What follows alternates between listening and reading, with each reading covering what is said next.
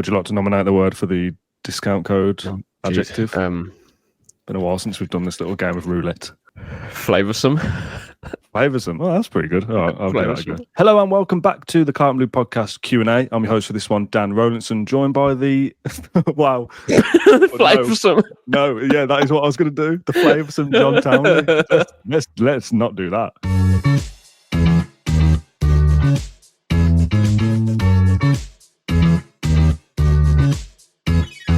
This podcast is sponsored by NordVPN, and there is a flavoursome discount code in the description down below. John, how's things, mate? I'm fine. I'm a bit deflated after yesterday, thinking this is, a fresh start. It would be great if we can keep a clean sheet and obviously win the game.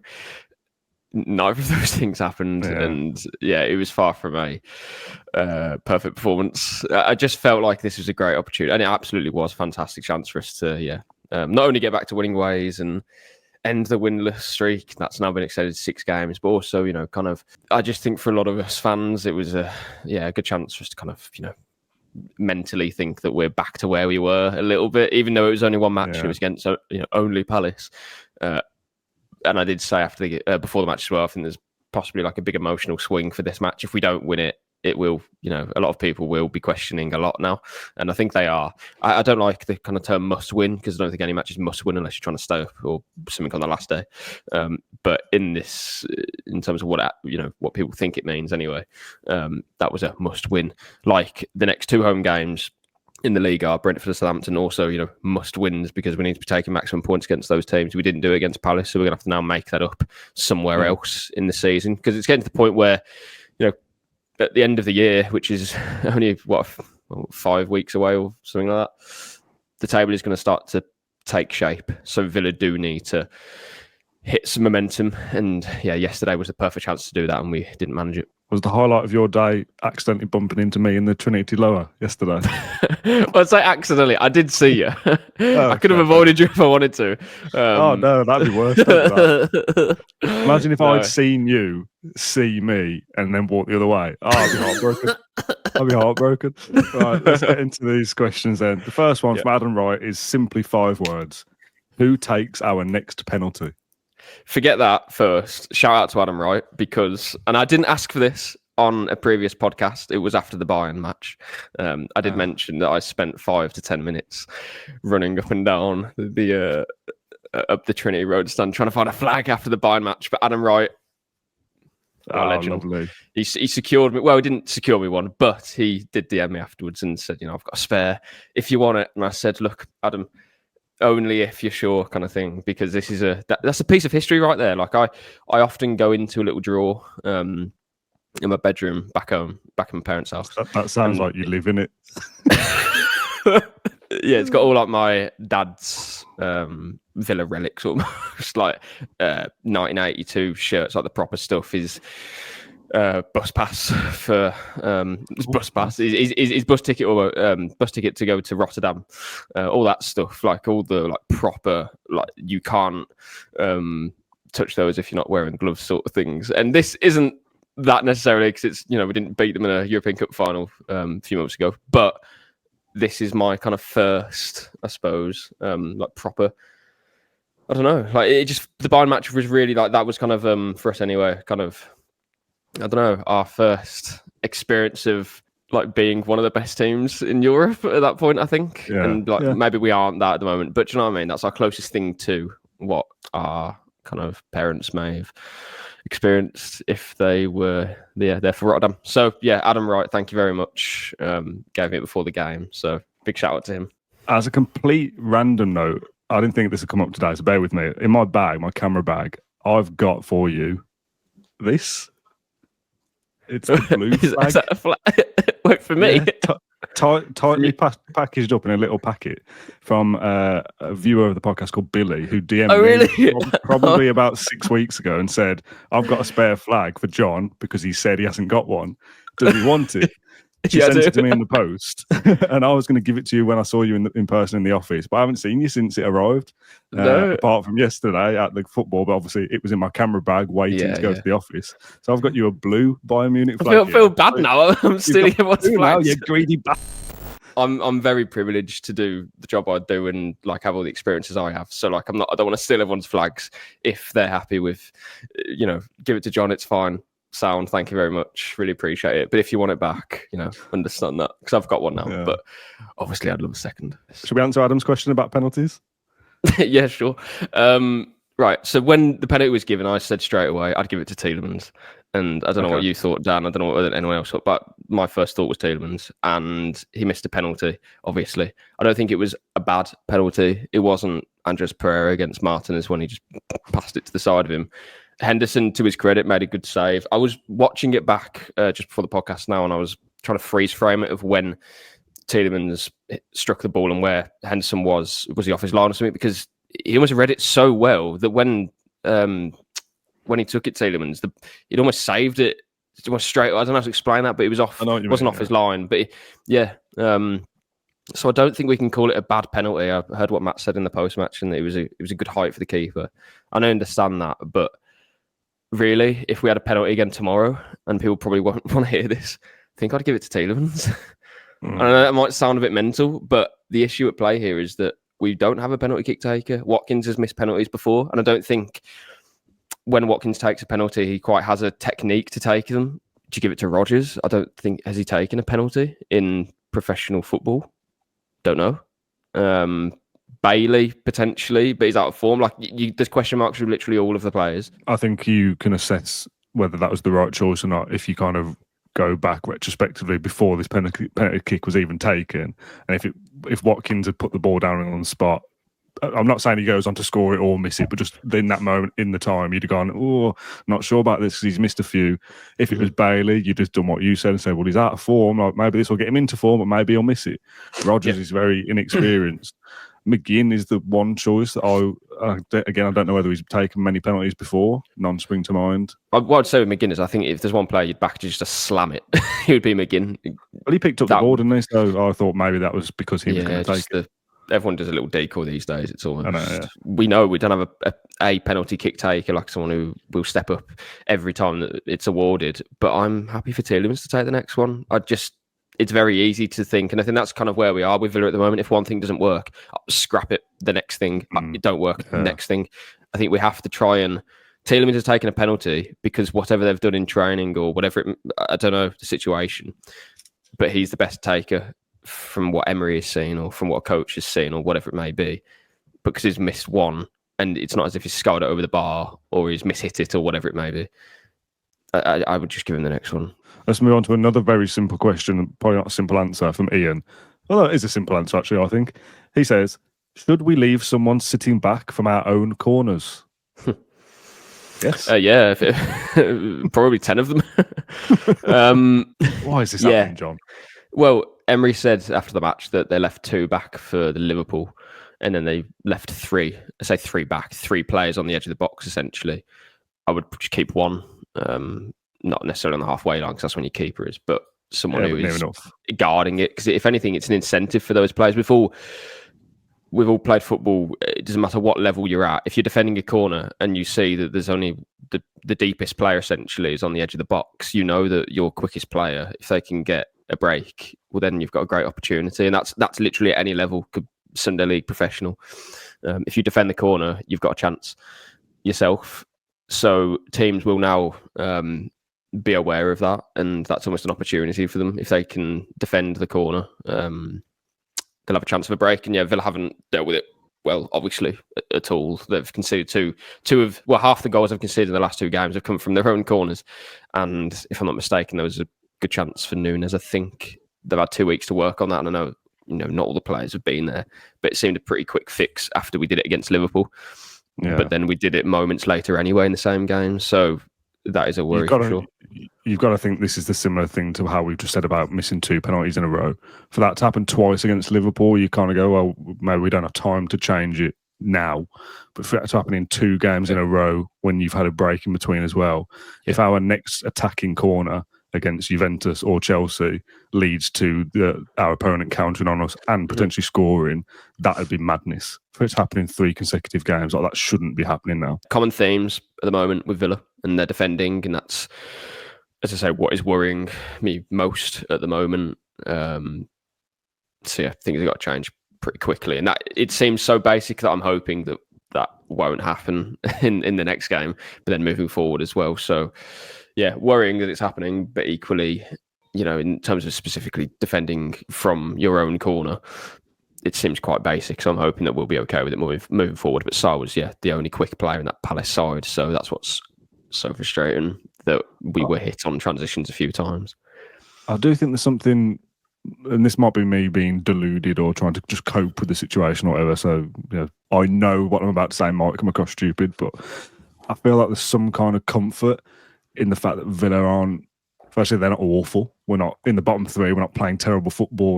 We're not really, really bad. That's obviously a plus point. But the fact that the things are going wrong are basic. And they feel quite simple to fix. Clear to fix. Yeah. That's which is still a problem, because you shouldn't be doing the basic things wrong. But there was the stat, I've got it in front of me from AFC Stato. Aston Villa created the joint most big chances in the Premier League this season, 41, but have also missed more big chances this season than any other team. But to me, that's a good thing. Obviously, it isn't. But we're in a position to score goals. We're just not quite getting the finishing touches right. If that was Villa have created the least chances in the Premier League, that's a major problem, and that requires a lot of work. And likewise, defensively, it's individual errors. It's moments of lapse of concentration. It's not tracking a runner. It's simple things that feel like they should be simple fixes, rather than we need to rip up everything and start again because this team is bad.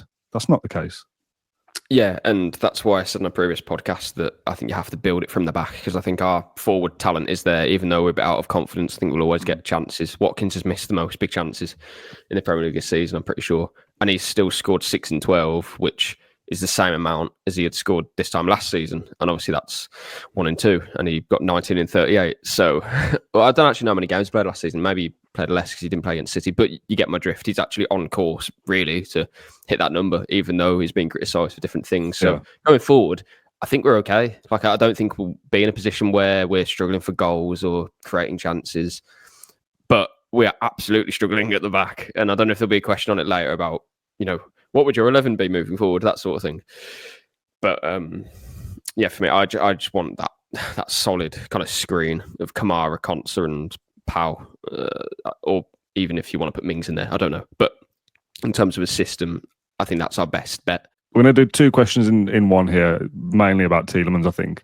Firstly, from Brooks, who says, when everyone is fit, what are Youri Tielemans and Morgan Rogers' best positions? For me, Watkins looks happier when Rogers goes on the left, and Youri Tielemans was excellent last year at 10. And Dave says, any ideas why Tielemans isn't any longer being used higher up? It feels like Kamara and Barkley suit what we are doing with Louise and Kamara from last year, more so than Tielemans does. We missed Tielemans' final ball higher up.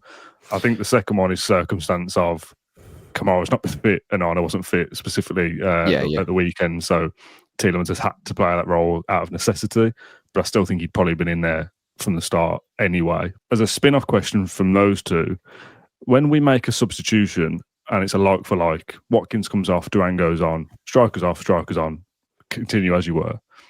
How do you feel about substitutions that change more than one position at a time? Is that a good thing or a bad thing? I think it depends on the state of the game and where you're at. I don't think it's always a bad thing if you're chasing it, because it causes chaos for the other team. They have to reshuffle. Ultimately, if you're doing a like for like and you need a goal, that's much easier for the opposition to defend. But just on the Tielemans questions, there's an argument that he's probably been our best player so far this season, and he's playing in a position where people are kind of questioning, does that actually get the best out of him? I do think, as you said, it is circumstance. Barkley and Kamara, I don't think have been fit to play the same game, if I'm not mistaken. But the point being is that I think now we can look at that when Onana returns, when Kamara returns. That's something we can look at then. And again, in this kind of this Dream 11 that I've got going, you have a screen of 3 and then you have 2. And that, for me, would be Tielemans and one of Barkley or Onana. Kamara would be part of the back 3, as we've seen last season when he'd kind of drop in and you'd have the 2. So, yeah, I think it's important that Tielemans is in the team, of course, Kamara as well, and then it's one other. It's Barkley.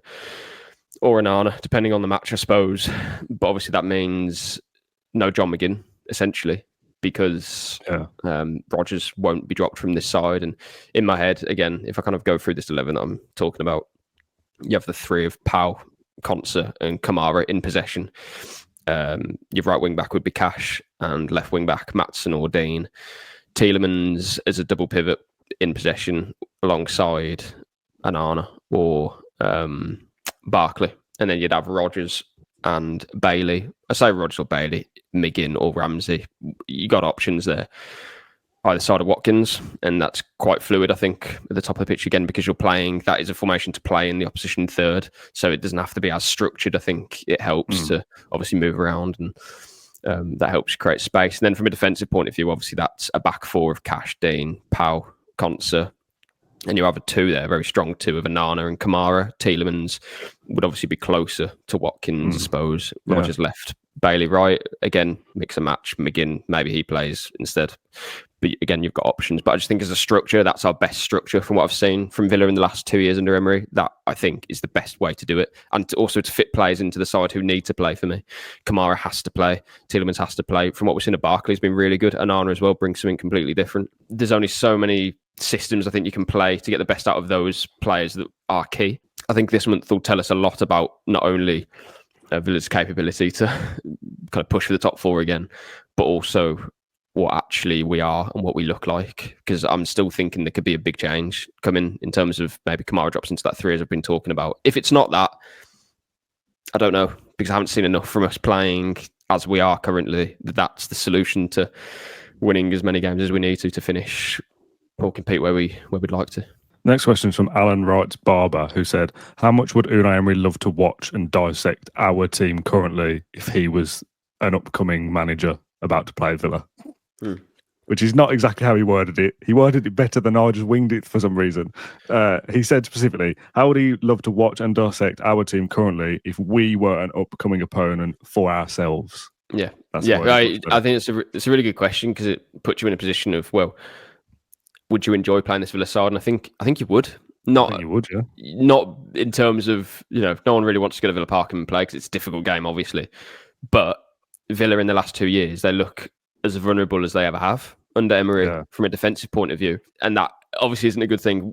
Emery, when he was asked about, is this the toughest spell that you've had as manager, in his press conference, straight away he mentioned the 4-2. Successive 40 defeats that Villa suffered at home against Arsenal and Leicester. Obviously, the Man City game was in there as well, but in terms of 2 home matches. And basically said we're in a similar momentum now. So the positive I'm trying to extract from this is that he's clearly aware that defensive improvement is required. And after that, Villa then went and won 8 of their next 10 and kept 5 or 6 clean sheets, conceded 3 goals in 10 matches. Unfortunately, I don't think we'll be able to do that because we can't absorb pressure like we did back then and expect the same results, because teams will settle for a point at Villa Park or even at home in some cases, depending on where you go. We have to play on the front foot. So like we did last season, I think we have to try and control games better, even if that means taking extra care in our passing and not being as I say, frantic and not so many turnovers as well. I just think it's really important to actually control games. We have to limit the amount of goals and chances that we're conceding. More importantly, goals will happen if you make mistakes, no doubt about it. But it's conceding those chances in the first place that's the issue. Errors leading to shots, we've made nearly as many. I need to kind of wait for the data to come in from last game. But before Palace, we've made nearly as many errors leading to shots as we did across the whole of last season already, which is very alarming. And I think that is partly due to a kind of different structure that we're playing. And equally, I just don't think we have that control, which is maybe forcing a few passes. I counted already, a few passes in the first half, or the first 15 minutes from our players that were just poor and sloppy, and it just gave Palace the chance to counter, not necessarily in dangerous positions. But I always think that if we go to a place like a Tottenham, Stamford Bridge, Anfield, a good team that's competing for the same things we are, and we're getting a bit of joy in the first 10, 15 minutes of winning the ball back, and we can see opportunities to get in behind and that sort of thing, you just grow in confidence then. And even though you're not 1-0 up, and Palace were 1-0 up, but even if you don't score early on, you feel like you've got something to hold on to because you'll get a chance and that you can take it. That is something that Villa have to eradicate. They have to play against teams, and basically when they score, the game's probably done here. That's kind of the feeling that you need to get. Whereas for Villa, it's if we score, the opposition know that they'll have a chance, or even if we don't, they know they'll get a chance to hold on to something. They have belief as soon as they play us, and they play with that kind of freedom and expression to do so. So we need to become more hard to, I don't want to say hard to beat, because we don't lose many games. Yes, we've lost 4 in the bounce, but in the league, we've lost 3 this season against good teams, 2 of them away from home, Liverpool and Tottenham. But we need to be harder to play against, essentially. I just think teams are enjoying themselves when they play us. So, yeah, I think Unai would definitely enjoy coming up against this team at the moment. But again, full faith that it will be able to turn it around. Like you mentioned, the 4-2 matches 2 seasons ago now. Villa went on a really good run afterwards. Whether we can do that again, I think it's a very different circumstance now. Yeah. But, he's got years and years of experience, so we won't be panicking about it. Obviously, Villa finished 4th last year, so technically the 4th best side based off last season. But if you have the big 6 plus Newcastle plus us to make it 8, and you were in a cup draw as a Leicester or Forest or whatever, and you were the last ball out and you had to play one of that 8, you'd go, Villa and Spurs are probably the ones we'd like to play here at the moment, which you'd think, Villa were 4th last year, so there should be worse teams than Villa to want to play. But if you play the game, if you play the game like 5 times, you could probably score in each one of those, which gives you a decent chance. But how we think of Spurs about they're a bit weird, you never know what's going to turn up. That's Villa now. We're probably still good enough to be up and around in that conversation for top 7, top 8, hopefully higher. And I still do think it will be higher come the end of the season. But if you were lining up in that, it's a one-off game in a cup competition where you don't want Man City, Arsenal, Liverpool, possibly you don't even want Man United. Right now, Villa is what we want because we know we're going to get chances against them and we might be able to win the game. Yeah, because we're quite soft, or we are soft at the back. And that is something that Tottenham are kind of criticised about, and they're a strange side, Tottenham. I do like the way they play, but they have to eradicate their inconsistency. And so do we. Yeah, everything we've just said I think is completely true, and I don't think that's not going to shock anyone either. No. We are not easy. We're not easy to play against. We're still a good team, and so we don't lose many games. But you'll get chances against us if you come at us and if you absorb pressure. So that is something we're going to have to manage now. We have to be more solid, and as I said previous episodes, build from the back. What is our best structure defensively? The rest, I'm not going to say will sort itself out, but if you start from the front and you think, okay, these forwards need to be on the pitch already, that's a big issue because then the structure kind of falls behind. Start from solid foundations and build upwards. That's paramount. And I just think, as I said previously, I think Kamara coming back will definitely help that. But individual errors and mistakes need to be cut out. But I do think they will become less when we control games better. Next up, Frenchy says, and this took me a second to get my head round, so if you're the same, I'll explain it further. At the halfway point of the last 3 seasons, 7 out of 7, 5 out of 7, and 5 out of 6 of the European places were held by the teams that eventually attained qualification. Mm-hmm. With me so far? Yeah. Over the month of December, 5 of our 7 fixtures are against rivals for those spots and concludes at the halfway mark. Is it make or break time? No, it's not make or break time this month, but it's a great opportunity for us to put. And this is what I said at the top of the show. This is why I was so frustrated and deflated coming out of Villa Park, is this was a fresh start to attack what is the busiest period of the campaign. And we know that the table takes shape at the end of next month. It's been so tight and teams have been really inconsistent, but because the games come so thick and fast now, this is when those sides will start to not pull away, but the table will take shape. That's when you see those graphs after the end of the season and it's like the shapes of the teams and they're all like doing like different kind of levels or whatever. And Villa last season was like 4th, 3rd, 4th, 5, 4, 4, and it was like really consistent. Us, we're not going to look like that this season, I don't think. Well, we certainly aren't. At this point in the campaign, basically, that's when things start to, and it's less like jumpy. It starts to level itself out. That's just kind of a thing in my head. But yeah, I don't think it's make or break because I've said before, as long as we're in that kind of top 7 picture, top 6, whatever it may be, something like that in March, you have 2 months then and however many games to put a run together. And who knows if we will or we won't but I don't think we can ask for much more than having a chance, essentially. I know we have to judge ourselves against finishing fourth last season, but we know that it's a bit of a miracle that we're even doing that under Emery, because we don't have the financial backing. Our squad's good, but these players were also, they've developed rapidly, but they never have been world-class stars. They've become, or they're getting, or have got to that level. That doesn't mean that you're able to sustain it for years and years. I just feel like we have to temper expectation a little bit. When we finished 7th in his first season in charge, Unai, that for us was like, that was Champions League for us. We actually got into the Champions League last season, but that doesn't mean that your level's just going to stay there. It's so much harder to continually do that. And that's why a lot of people said before the season even started, a successful season for us would be finishing top 6 and just competing in the Champions League and have a good run at it. And I said, I just want to enjoy this campaign, because last season was so, yes, enjoyable, but equally we had to do it, because it didn't feel like now or never with the Champions League, but it felt like this is such a good opportunity. We have to take it now. And we did. I'm happy to finish in the European position and continue to, punch in the Champions League. That for me is fine. I'm not going to be annoyed if we don't finish in the Champions League, because I just think that's kind of a false expectation. We know that teams around us are going to improve. Chelsea spent £1 billion. I hate it when those clubs, fans of those clubs, think, oh, we've been in an absolute crisis. Your crisis lasts for about a few months, because you can then spend £100 million on a player when you like. Other clubs don't have that luxury. So for Villa, I think I said this in the previous episode, if we come down from our level, that will show those teams they can do that for a year, and then they'll be title challengers 2 years later. They'll always be there, because that's what the revenue of the Big Six gives you. The table is only relevant at the end of the season for me.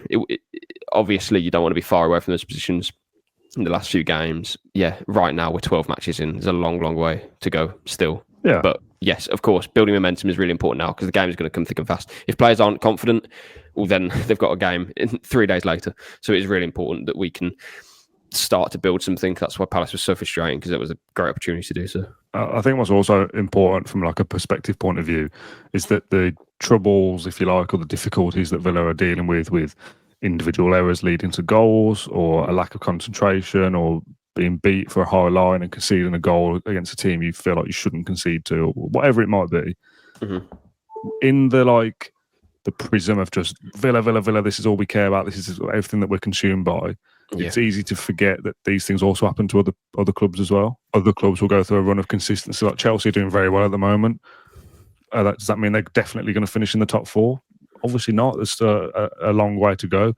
Other teams will have fixtures and have moments where they slip up and lose a game that they feel like they shouldn't do, and Villa will beat somebody because it was a routine win. Happy days. We would go, oh, so-and-so lost. I didn't expect that. And all of a sudden we're back higher than we thought we were going to be before the weekend started. When you're so focused on your own club and, oh, this is a disaster, this is going wrong, this is going wrong. Other players will make mistakes for other clubs, and Villa will eventually benefit for that over the course of the season as well. So I think it's just a case of like... Yeah.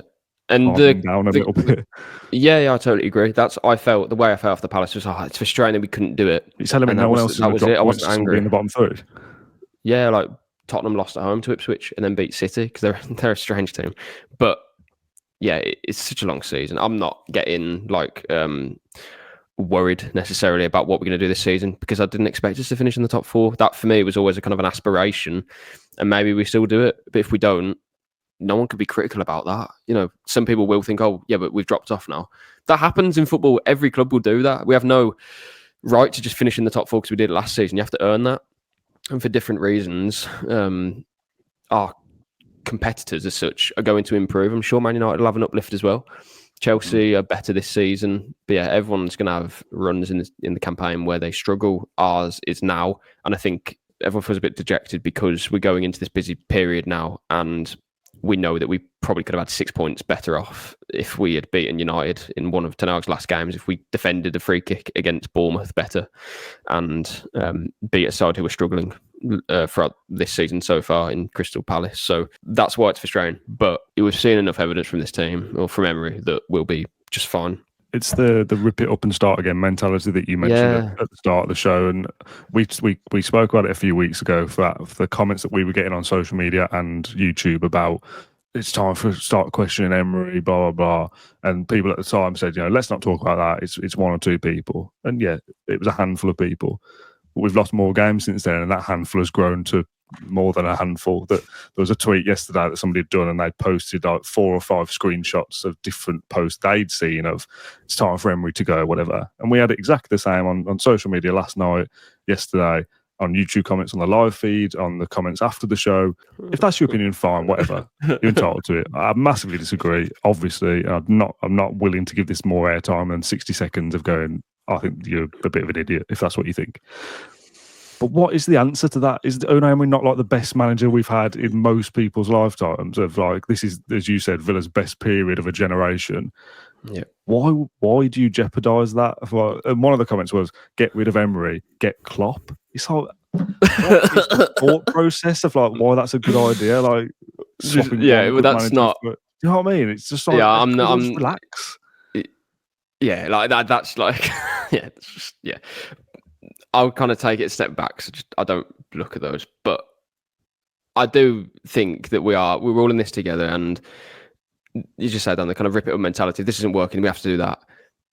I'm just going to trust the guy that's got us in this position that no one thought we were going to be in. You get exactly the same with the players. I don't want to use this as an anti-Philogene thing, but he's the example I'm going to use because it's an easy one. At the moment, there's kind of this clamour for, well, can we like recall Louis Barry and give him a go? Like, you never know, give him a chance. Fair enough, that might work. But it's that kind of same thing of last year. Philogene's ripping up the Championship. Let's get him back, give him a go. And now we've got him in the Championship. He's running up to come on, and there's people going, "Oh, what's he going to do?" So it's like this kind of like quick fix mentality of like what you don't have is always the answer when you get them. Let's get Louis Barry back, and he scores 0 goals for us for the rest of the season, and he goes out to the Championship club next year for 5 million. What was the point of any of that? But at the moment, like, Louis Barry's the answer because we don't have him and we want him. Philogene was the answer last year because we don't have him, and now we've got him. And it's just this thing of like, I don't know, there should be a word to describe what that mentality is. Rip it up and start again is a kind of good thing, I suppose, because you kind of don't just appreciate what you've got now. It's always that you want something else. You always want another transfer, another player, another manager. Just there's no level yourself. That is it. It's been level-headed with it. Villa, as we keep saying, so we're kind of saying the same thing here, but we finished top 4 last season. I think we overperformed, and yes, over the course of Emery's tenure, we've been pretty much the 4th best team in the league. But that was never going to last forever unless you continue to recruit absolutely perfectly. We couldn't do that in the summer because of different reasons. Players either stayed at the club, and we couldn't bring other ones in because of finances. It's a near impossible job to maintain 4th for 5 years when your hands are tied behind your back, essentially. So it's always going to be difficult, and that doesn't excuse us not beating Crystal Palace. No. But you have to look at the bigger picture, and we're still a team who are competing very well in the Champions League, and will hopefully finish in Europe again this season. That would be a success. So I'm not going to be critical about one game. We have to wait and see what we become over the course of the season. It's still so early for me. Ask me in 2 months about what I'm really feeling, because that's exactly what I did last season when we were, people were talking about, oh, can we do a title charge? I said straight away, wait until 19 games, wait until the turn of the year, that sort of thing. Only then will I assess where we really are. And when we beat Arsenal and City, that's when I said, yeah, we can do Champions League this season. Not the title, but Champions League. That we can do that now. And I wasn't willing to say that before. So why would I be willing to say now that, oh, we can't do this and we have to change that so early in the campaign now, just because it's not going as well as last season? So you have to be level-headed with it, whether you win, lose, whether you're feeling good or bad. Like, you have to take everything into account. And not beating Palace was frustrating. Maybe we don't beat Chelsea next weekend either. The key matches are those 2 home games against Southampton and Brentford. You need to win those 2.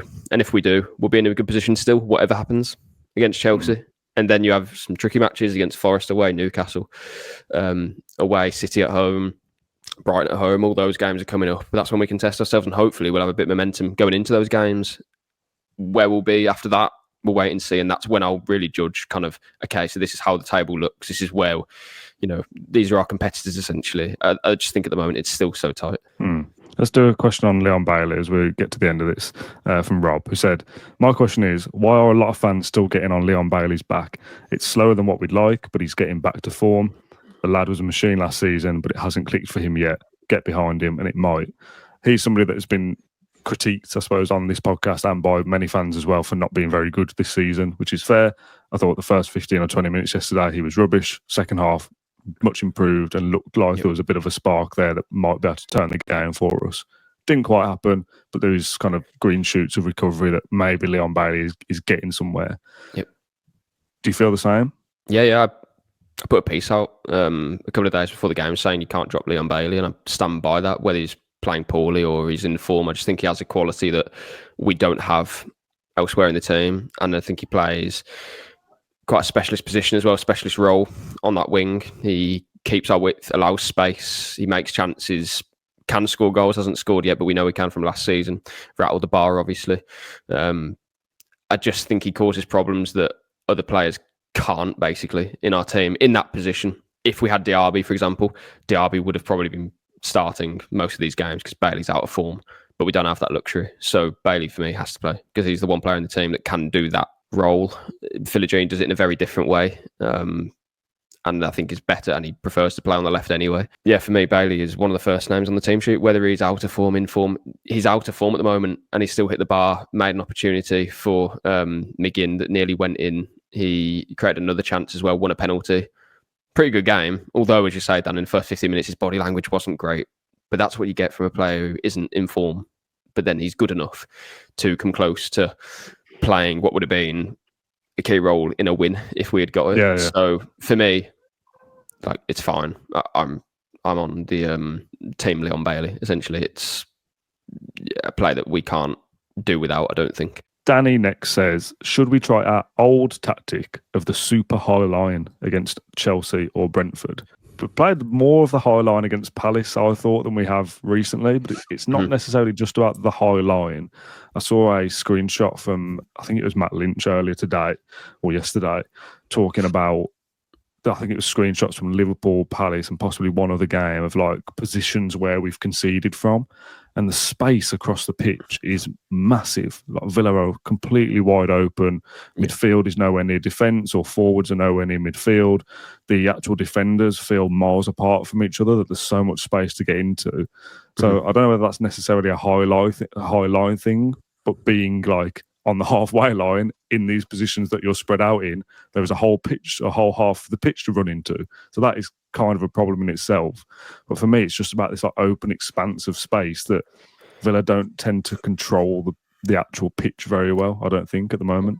That is the key thing for me. It's control. It's limiting opportunities and chances, and for the opposition to spend time in your half, which limits goals. It's very simple. Control for me is absolutely crucial with this Villa team. It's what we saw last season. The high line isn't as high as last season, but by what we're talking, like yards. I don't think it's like, and I know that's maybe a big difference, but I don't think it's like crucial that we kind of say that now we're not trying to catch teams offside. We've had the fewest through balls played against us this season, which may be surprising considering that, you know, we play high, etc. But in a weird way, I think you must, not that you want that to happen, but that obviously means that teams are dominating us a bit more.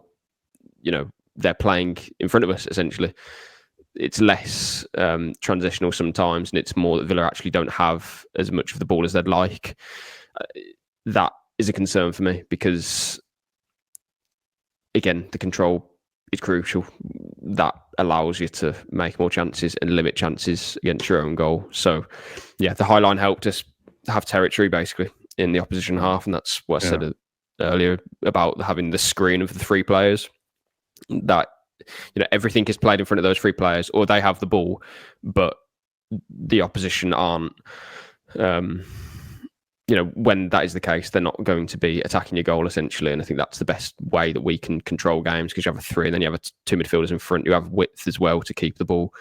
That's what we saw last season, and it worked. So, yeah, I don't think it's like a big change that all of a sudden Unai's going to now say to the players, oh, we need to play that high line again, because it's a case of bumping up a few more yards. It's actually the structure of how we do it and what we look like in possession, for me, that's not been great, essentially, this season, because control is absolutely everything, I think, for this team and how it will be successful moving forward.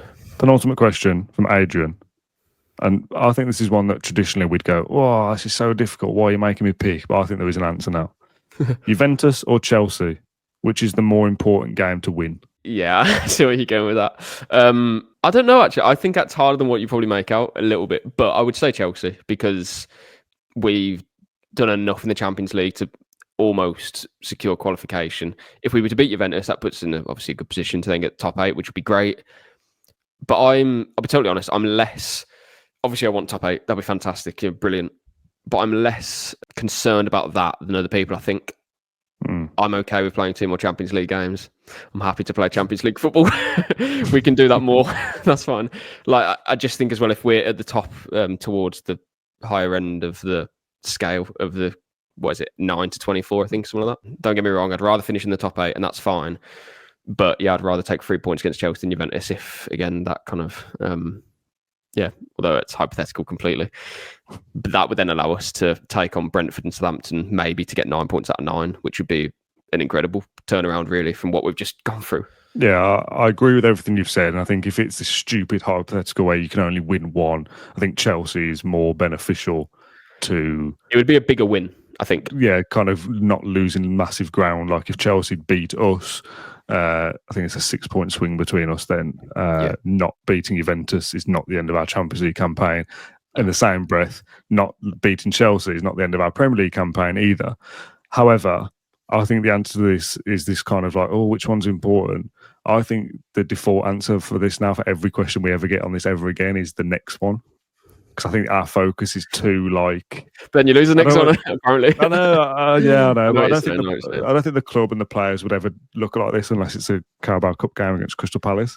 But the focus should always be on the next game. I think we're easy of like, okay, well, Juventus, Chelsea, Brentford, like that's a big week. You know, where's our points going to come from? What's our priority? The priority should just be, let's just focus on Juventus, and then we'll deal with Chelsea after that.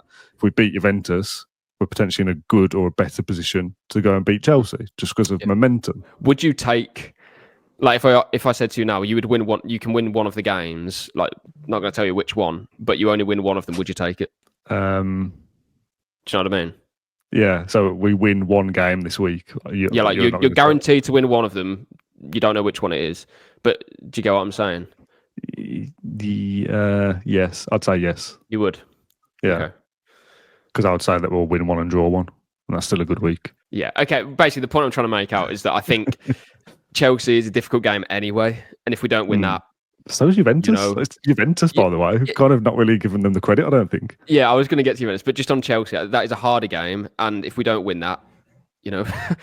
It's similar to Tottenham and Liverpool for me. I know we're trying to be the top 4 team and then we're trying to replicate what we did last season. But right now, if we lose at Chelsea... or don't win, if we get a draw, it would be a good result, I think. But no one's going to be shocked, basically. Juventus, however, I feel like that's a really important... I think we need to win that. I'm not trying to say that a draw would be like a, we only drew. It would be like that. But again, I think it's a good opportunity for us to have an uplift again. We've missed... Obviously, we haven't won for over a month now, but it feels like so long that we haven't had that feeling of like, we've it hasn't been great, has it, in the last few weeks? We need it uplift really importantly. And again, we get to Brentford next week. Feels like, again, a great chance to win. But also a match where I just feel like almost like the crowd would be a bit like tentative a little bit and be like, got to win this, guys. If we don't, we're going to get on your back, sort of thing. Juventus is different, I think. It's a Champions League match. It's more kind of euphoric and it's a bit like, us against them kind of thing. Yeah, and I don't think Juventus are a particularly great side either, by the way. I think Vlahovic may be returning. Luiz, we don't know. But either way, they're not a brilliant, formidable side at all. They're, 5th or 6th in the Serie A, I think. They're a team that we can beat, I think, at home if we play well. If we don't beat Juventus already, people will say, we're not going to beat Chelsea. So that's now, 8 in a row that we haven't won? And then Brentford all of a sudden becomes like this is big. And Thomas Frankel, he will devise a game plan to give Brentford the best chance of beating us. That will be a difficult match to go into, especially if we hadn't won in 8. So yeah, Juventus, big match. Yeah, absolutely. We're doing a short Juventus preview on Tuesday, so come back for that if you want it.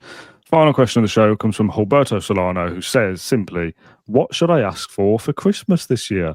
I really have no idea what to ask for. We kind of spoke about birthdays recently, didn't we? I think whether we like them as we get slightly older. Have you asked for anything for Christmas specifically? A flag from Bayern Munich? Now you've got 2? Yeah. Well, hopefully. My mum asked me the other day, and I said, "Can I have like a warm jumper, basically, or a nice like half zip? Like, you know, I think that'd be a good present." And then her response, let me get it. Actually, it made me laugh. She's never this kind of blunt, but she said, "Yes, that's boring. So think again." Oh. So, like, I kind of want that. So, like, I'm not being boring. It's actually what I want. I don't know. You know, I'll have a car. I'm not going to. Do you know what I mean? I'm happy with a half zip. If you want to go above and beyond, then please do. But I'd rather be warm. Yeah, I don't know. Literally anything that makes you feel warm in the winter, because it's horrible when you're cold and you have to put the heating on. I like that as an answer, because it's basically quality of life improvements is what you're asking for, and I think that is something you ask for more as you get older. So he's getting older. It's my birthday tomorrow as this comes out, and I've obviously get the usual. You know, Christmas is very close to my birthday, or it's a month, not that close, but it's like I get asked, "What do you want for your birthday and for Christmas?" at the same kind of time. Same, yeah. And all the things I was asking for really were like useful things, like things that I'm actually going to like use day to day. So like I'm in here quite a lot, and when I'm not filming, it's cold in here. So I was like, there's a blanket downstairs, which I bring it up, and I take it down, and fold it up, bring it up, bring it down. Like a blanket for the office would be quite good, just to sit here. Like, I'm in here quite Makes a you lot. laugh better, doesn't it? Yeah, exactly. It's a stupid, boring thing. It'll probably cost like 10 quid, but when I'm sitting here working, I have a nice little blanket on my legs. I'll feel warmer. I'm in here on my own. I don't need to put the heat on for one person in the house. Yeah, so it sounds stupid, and it's stuff that you don't really buy as well. It. Yeah, exactly, like socks and stuff. But if you'd have told me when I was like 15, when I turned 29, I'm going to be asking for a blanket. It's like, why aren't you asking for like a PlayStation or something, like cool, good things? It's like, once you get slightly older, I asked for a jumper. I asked for a jumper as well, or a little quarter zip. So did you get shut down? No, I actually got like, fair enough. It's not really answered Humberto Solano's question, but I'd ask for things that are practical things that you actually want and will use regularly, rather than a flashy coffee machine that you use once a week. A blanket or a jumper is a good thing that I'm going to use all the time. Gloves to wear to Villa Park. Lovely, nice. I can't wear gloves because I'm obviously typing. It's horrible. You need to get ones with the little things where you lift up the don't. Yeah, but they don't really work. I don't know how to explain it, but it just doesn't work. It's weird. That's a good place to end this podcast, John. Thank you very much for joining me, as always. This has been our Monday show. We'll be back on Tuesday for our Juventus preview, and Wednesday evening, very late, for our Juventus post-match as well. And then the back end of the week, we'll obviously be building up to and looking back at Chelsea as well. So we're in the thick of the festive fixtures, I would say, now, as we get into December next weekend. But it's a game every 3 days, so you're looking at lots of podcasts from us, which, if you enjoy this podcast, is happy days, isn't it, John? More podcasts to come. That's enough for this one. John, thanks for joining me. Thank you for watching or listening to this episode of the Claret Blue podcast, and we'll see you tomorrow.